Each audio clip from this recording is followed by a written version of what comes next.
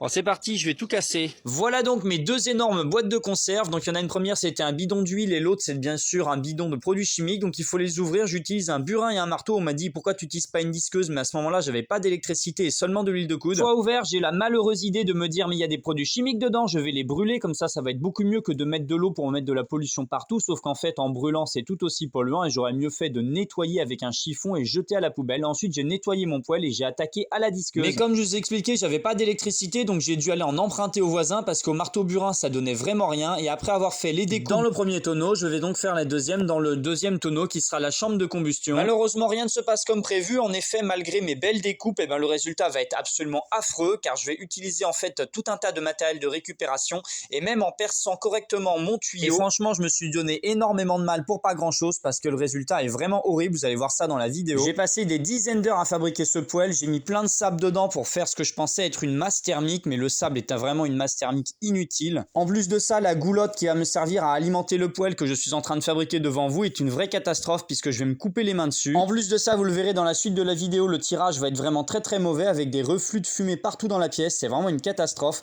Pourtant, j'avais fait ça correctement avec du mortier pour boucher les trous histoire qu'il n'y ait vraiment pas de fumée à sortir par ailleurs. Le but, c'était également bien sûr que le tirage soit le meilleur possible et que la chambre de combustion ne s'effondre pas avec la chaleur. Donc j'ai vraiment doublé, j'ai mis des épaisseurs, j'ai mis des ardoises. Franchement, arrivé à cette étape de la construction, j'étais même carrément fier de moi. Je me disais mais là ce poêle il paraît moche mais au moins il va être super efficace. J'étais vraiment content de moi à ce moment-là. Donc voilà, j'ai terminé de mettre le sable et là ça va être le moment de l'allumage. Alors au début tout semble très bien se passer. La chambre de combustion est propre mais très vite elle va s'encrasser. En effet j'utilise du carton et du petit bois pour l'allumage mais en fait c'est très compliqué de retirer les cendres. En plus de ça j'ai rajouté un bout de tuyau en plastique pour rallonger un petit peu. Mais j'ai très vite dû le retirer parce qu'il s'est mis à fondre. Pour retirer les cendres j'avais fabriqué une espèce de truc mais c'était vraiment pas pratique et j'ai fini par me couper la main avec mon propre poêle. Et j'ai eu beau rajouter des tuyaux pour l'améliorer, très vite il est devenu dangereux, notamment les soirs de tempête. Je devais mettre un masque parce que j'avais de la fumée partout. C'était vraiment l'horreur. En fait la combustion s'était inversée et tout ressortait par l'entrée. Le poêle est devenu complètement lunatique, je devais me battre avec lui. Un coup il fumait du bon côté, un coup il fumait de l'autre. J'avais même mis une cagette pour tenir la cheminée. Et après avoir failli mourir enfumé des dizaines de fois pendant que je travaillais sur ma terre paille chaud, j'ai décidé d'abandonner. C'était vraiment la fin, j'en pouvais plus de ce machin. En plus, malheureusement, il ne m'a pas du tout empêché d'avoir des moisissures. Lors de la séance de démontage, on peut voir un peu les dégâts de la chaleur. Il a quand même été utilisé pendant plusieurs mois, donc vous pouvez mettre sur pause pour regarder un peu. Et le sable est retourné donc dans le tas de sable pour pouvoir continuer les travaux. Voilà, n'hésitez pas à me dire en commentaire ce que vous pensez de cette expérience.